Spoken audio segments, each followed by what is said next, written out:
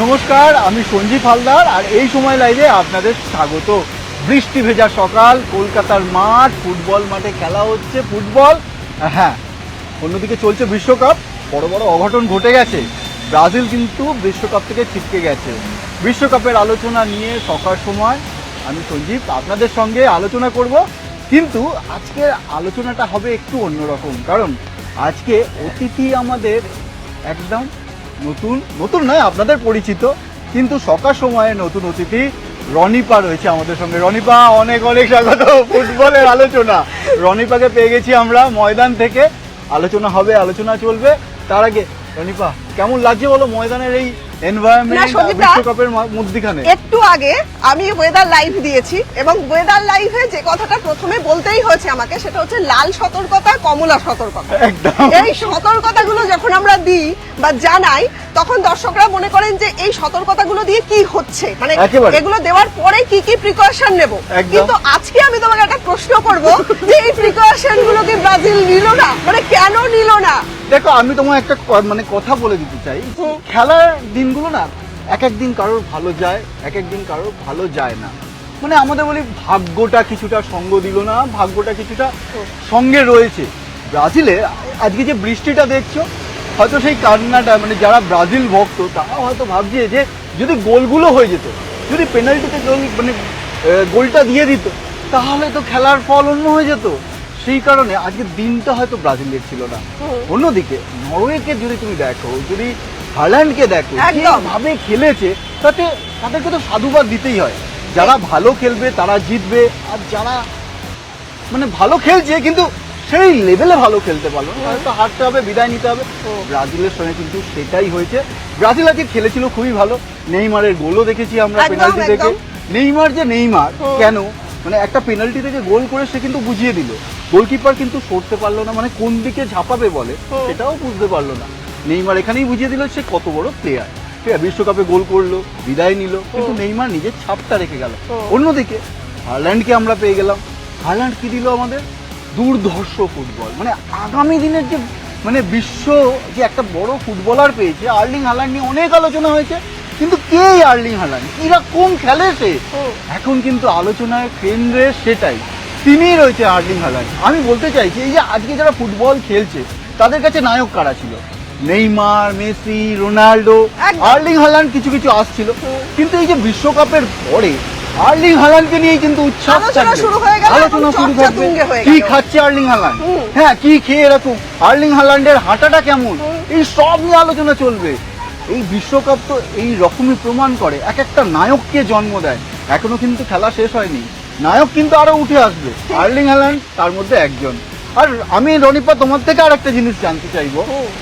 প্রচুর কাজ, প্রচুর অনেক কিছু করতে হচ্ছে, তোমাদের ডেস্কে কাজ করতে হচ্ছে, কিন্তু এই ফুটবলটা কিভাবে এনজয় করছো আগে তুমি বলো। দেখো সঞ্জীব দা, এখানে মানে দর্শকরা বোধহয় আমার সঙ্গে একমত হবেন, যাদের মর্নিং ডিউটি থাকে বা মর্নিং এ যাদের মিটিং পড়ে। আমি মূলত আমার মানে ফ্যামিলির তরফ থেকে বলবো যে আমার হাজবেন্ডের মর্নিং এ যদি মিটিং পড়ে, তাহলে রাতে খেলা দেখেও মিটিংটা অ্যাটেন্ড করছে, মানে কোনোভাবে খেলাটাকে মিস করার কথা ভাবতেও পারছেন। এবং বহু মানুষ রয়েছেন যারা সোশ্যাল মিডিয়াতে অ্যাক্টিভ রয়েছেন আমাদের মতন, তারা কিন্তু প্রত্যেক দিন রাতে খেলা দেখছেন, সেটা 3টে, 3:30 যে সময়ই খেলা হোক না কেন। এবং আমি তুমি প্রত্যেকেই কি করছি, খেলা দেখছি এবং তারপর আবার নতুন উদ্যমে পরের দিন কাজে আসছি।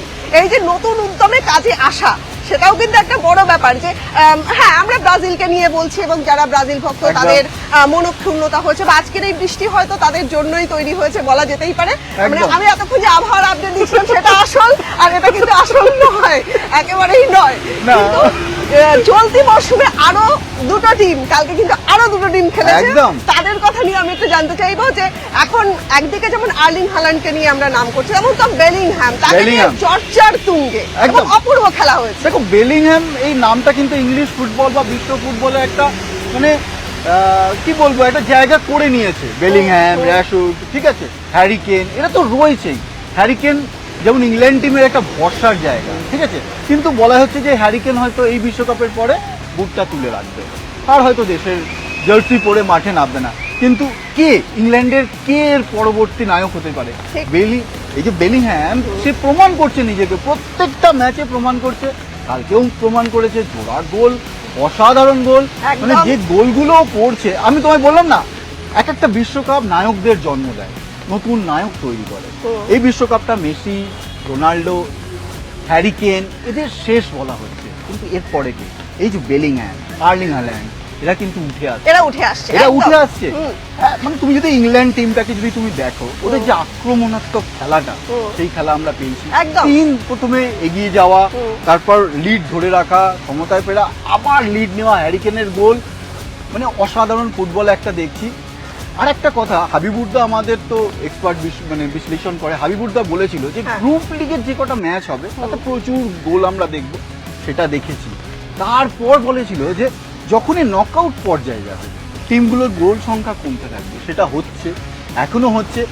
এরপরে কিন্তু খেলা আরো কঠিন হতে চলেছে, একদম, মানে আরো সুপার কঠিন। 16 খেলা চালু হয়ে যাচ্ছে এবং সেখানে কিন্তু আরো একবার কঠিন সময়ের মধ্যে দিয়ে মানে আমরা আমাদের জন্য বোধহয় আরো উত্তেজনার পরিবেশ সৃষ্টি হতে একেবারে, চলেছে। মানে রাত জাগতেই হবে, জাগতেই রাত না হবে। জাগলে হবে না, আবার সকালে এসে বিশ্লেষণ করতে হবে মাঠে দাঁড়িয়ে ঠিক, ঠিক। ছাতা নিয়ে, কেননা বর্ষাকাল, ভরা বর্ষা মৌসুম, বৃষ্টি চলছে, আমাদের দাঁড়াতে হচ্ছে ছাতা নিয়ে। যেমন ধরো আরেকটা জিনিস সঞ্জীব দা, এই বৃষ্টির জন্য কিন্তু একটা বিষয় খুব ভালো হয়েছে, মানে আমরা বৃষ্টি দেখলেই ফুটবল মাঠে বহু ছেলে মেয়েকে খেলতে দেখি এবং সেই খেলাটাকে আমরা এনজয় করি। একদম। যেমন বিশ্বকাপের সঙ্গে কিন্তু দেখো এই খেলাটা আমরা রিলেট করতে পারছি যে ওরা আসছে, কিছুক্ষণের জন্য বিশ্রাম নিচ্ছে, আবার নতুন উদ্যমে খেলা শুরু করছে। এই একদম। উদ্যমটাই বোধহয় আমাদের বিশ্বকাপ দেখার মানে ইচ্ছেটাকে বাঁচিয়ে রাখে। একদম, মানে ফুটবল তো বাঙালির কাছে একটা মানে আবেগ, এই সব খেলা ফুটবল সেরা। ছাড়া তো হ্যাঁ।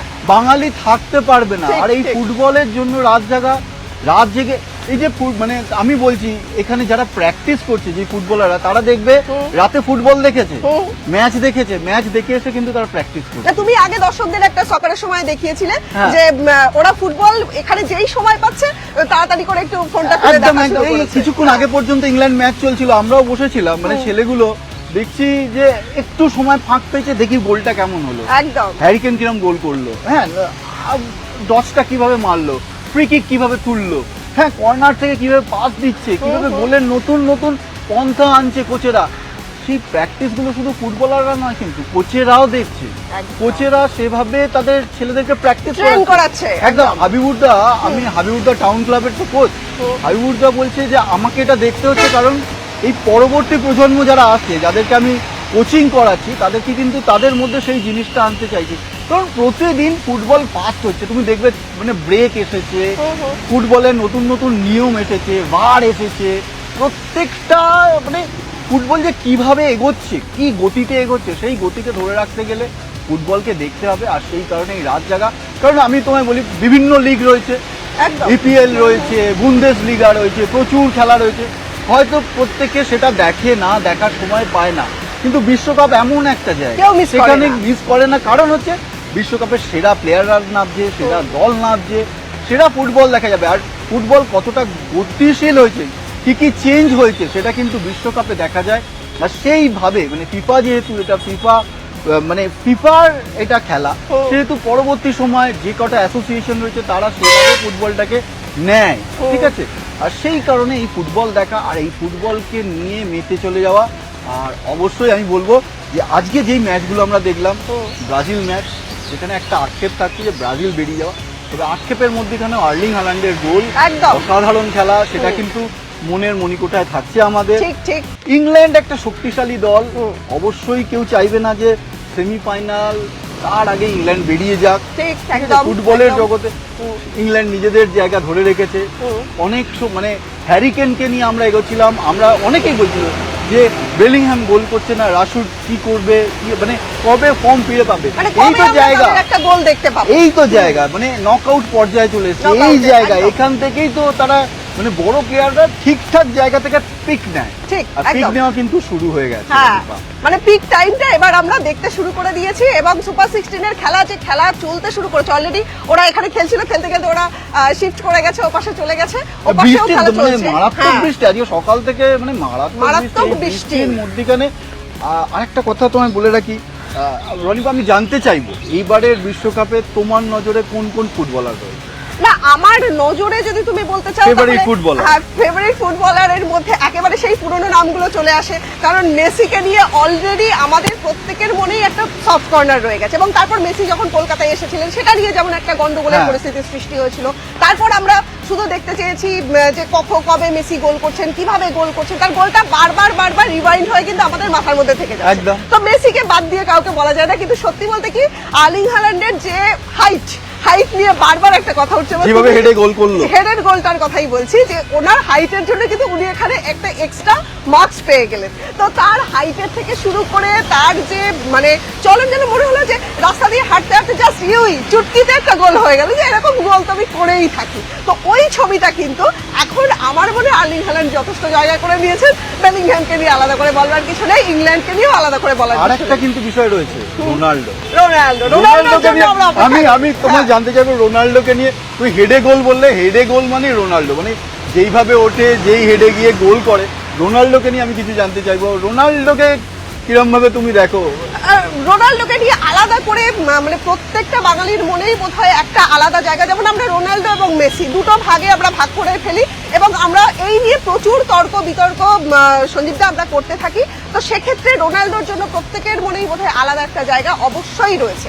তো এই নিয়েই আজকের সকালের সময় আমরা মোটামুটি শেষ করতে চলেছি, কারণ আবহাওয়া আরো খারাপ হতে চলেছে। আজকে কিন্তু রাত জাগতে হবে রোনাল্ডোর জন্য, একদম। ঠিক আছে? রোনাল্ডো নামছে কিন্তু রোনাল্ডোর জন্য রাত জাগতে হবে। আজকে শেষ করি, হ্যাঁ। আমরা আবার ফিরছি রোনাল্ডোর ম্যাচ নিয়ে কালকে। বিশ্লেষণটা হবে। হ্যাঁ। রনিপা কিন্তু এবার থেকে আমাদের সঙ্গে থাকছে, রনিপাকে আর আমরা ছাড়বো না। ফুটবলের নতুন অতিথি পেয়ে গেছি, হাবিবুদ্দাকে সঙ্গে থাকবে, রনিপা সঙ্গে থাকবে, আর আমি সঞ্জীব আছি সঙ্গে। আপনারা সঙ্গে থাকুন, কেমন লাগছে প্রোগ্রাম সেটা জানান, আর অবশ্যই কমেন্ট করুন। কোনো প্রশ্ন থাকলে কিন্তু সেই প্রশ্ন নিয়ে আমরা আলোচনা করব। একদম। আর আমাদের সঙ্গে থাকুন, সকার সময় দেখুন, আর বিশ্বকাপ এনজয় করুন। নমস্কার। রাত জেগে এনজয় করুন। নমস্কার।